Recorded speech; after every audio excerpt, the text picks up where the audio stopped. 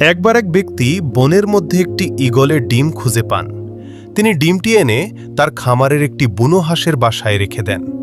যথাসময়ে হাঁসের ডিমগুলোর সাথে ঈগলের ডিমটিও ফোটে এবং ঈগল ছানাটি হাঁসের বাচ্চাদের সাথেই বড় হতে থাকে। ঈগল ছানাটি সারা জীবন নিজেকে একটি হাঁস বলেই ভাবত। সে হাঁসের মতোই ডাকত, মাটিতে ঠোকর দিয়ে খাবার খুঁজত এবং হাঁসদের মতোই সামান্য ডানা ঝাপটে আকাশ থেকে মাত্র কয়েক ফুট উঁচুতে উঠত। একদিন সে আকাশে একটি রাজকীয় পাখিকে ডানা মেলে চমৎকারভাবে উঠতে দেখল।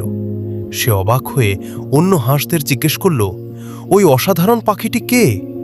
অন্য হাঁসেরা বলল, ওটি হলো ঈগল, পাখিদের রাজা। কিন্তু তুমি ওটার দিকে তাকিয়ে লাভ নেই, তুমি তো জাস্ট একটা হাঁস। ঈগল ছানাটি তাদের কথা বিশ্বাস করল এবং সারা জীবন নিজেকে হাঁস ভেবেই কাটিয়ে একদিন মারা গেল।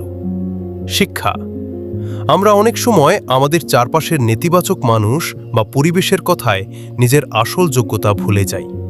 আপনি কে বা আপনার ক্ষমতা কতটুকু তা অন্য কাউকে নির্ধারণ করতে দেবেন না।